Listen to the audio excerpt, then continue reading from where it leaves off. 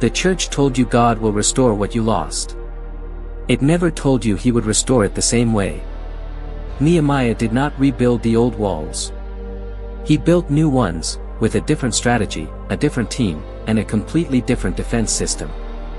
God does not return you to what was. He rebuilds you into what was always supposed to be. You have been trying to get back to where you were. The income level. The relationship.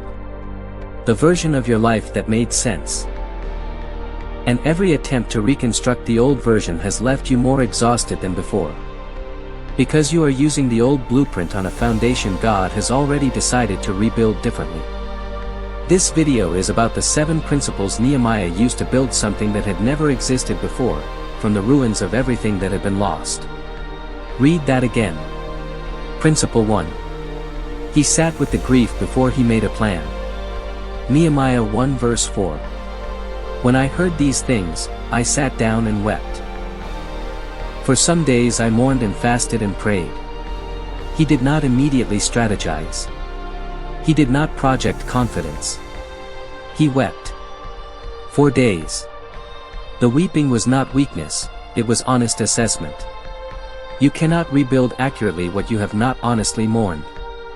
The man who rushes from collapse to reconstruction without sitting in the grief will build the new version on unprocessed foundations.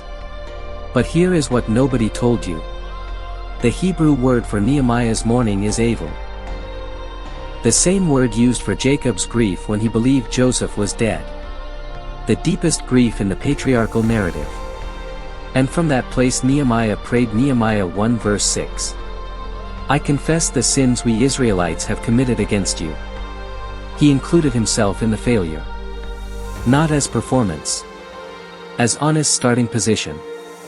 Rebuilding begins when you stop blaming the ruins and start honestly assessing what contributed to them. Many of you will object to this. I am glad you do. Because this is not an easy pill to swallow. Write this in the comments. What was your share in this collapse? Principle 2.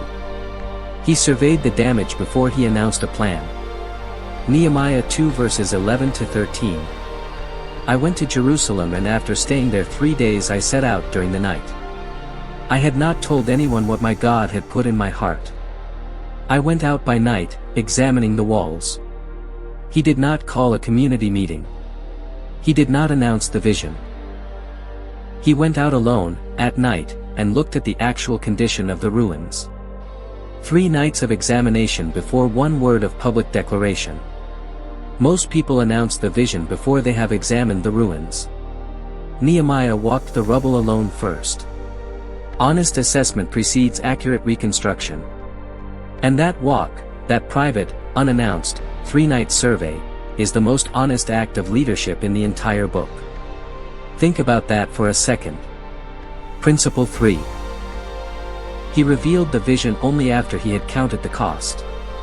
Nehemiah 2 verses 17 to 18. Then I said to them, you see the trouble we are in. Come, let us rebuild. I also told them about the gracious hand of my God. They replied, let us start rebuilding. He presented the vision and the provision simultaneously. The trouble was real, he named it. The hand of God was real, he named that too. He did not hide the difficulty to recruit optimists. He presented the full picture to recruit people who could handle the truth and still choose to build. But here is what nobody told you. The opposition arrived immediately. Nehemiah 2 verse 19. Sanballat and Tobiah mocked and ridiculed us. The first response to the announcement was not outside support. It was mockery. And Nehemiah's response in verse 20 is one of the most important sentences in the book. The God of heaven will give us success. We his servants will start rebuilding. But as for you, you have no share in Jerusalem. He did not argue. He did not explain himself to people who had already decided to oppose him. He defined the boundary and returned to the work. That restraint is not weakness. It is precision. Principle 4. He assigned the right people to the right sections. Nehemiah 3. The entire chapter lists who rebuilt which section. Priests rebuilt the sheep gate. Goldsmiths rebuilt near the temple. Merchants rebuilt opposite their own homes. Each person was assigned a section most connected to their own life and stake. Nobody worked on a section irrelevant to them. People build better when what they are building protects something they personally care about. The assignment was not random. It was strategic placement of personal investment. Type Amen if you are claiming this, that God is not rebuilding your life in a generic direction. He is assigning you to the section that connects to your specific purpose. Principle 5. He kept building while under attack. Nehemiah 4 verses 17 to 18. Those who carried materials did their work with one hand and held a weapon in the other. Every builder wore his sword at his side as he worked. They did not stop when the threats came. Every man carried both, the tool and the weapon. Simultaneously. The work continued under fire. Now stop. Many of you will object to this. I am glad you do. Here is the question. While rebuilding, if you are under attack, should you stop the construction, or continue with a tool in one hand and a weapon in the other? Share your thoughts in the comments.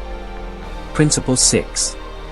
He addressed the internal injustice that was draining the builders. Nehemiah 5 verses 1 to 6. The people were crying out, "We are mortgaging our fields to get grain." Nehemiah heard this and was very angry. He confronted the nobles who were charging interest on their own people during the reconstruction. And they stopped. The wall could not be built on a foundation of internal injustice. The external project required internal integrity. What is the internal arrangement that is draining the builders in your reconstruction? The wall cannot go up while the people building it are being exploited from within. Principle 7. He finished in 52 days, and the enemy recognized God's hand. Nehemiah 6 verses 15 to 16. The wall was completed in 52 days. When all our enemies heard about this, they were afraid and lost their self-confidence, because they realized this work had been done with the help of our God. 52 days. The opposition had been constant. The internal problems had been real. And in 52 days the wall was standing. The nations who had mocked the rebuilding recognized in the completion something they could not explain by human effort alone. Here is what God did not use to rebuild Jerusalem. He did not use the original architects. He did not restore the city to its pre-destruction condition. He used a cupbearer with a broken heart, a night survey, an honest announcement, strategic assignments, tools and weapons simultaneously, internal justice, and 52 days of continuous work. The rebuild looked nothing like the original. It was better. Because it was built with a clarity the original never had. You are not trying to get back to where you were. You are being rebuilt into what was always supposed to be there. The ruins are not the end of the story. They are the honest starting position from which Nehemiah always began. If you want to understand what God does when He removes blessing at the peak of success, watch the video on screen now. 3 men lost everything at their highest point. What God did next changes how you see every season of loss. Drop "I receive this" in the comments if you are choosing today to stop rebuilding the old version and start trusting the new blueprint.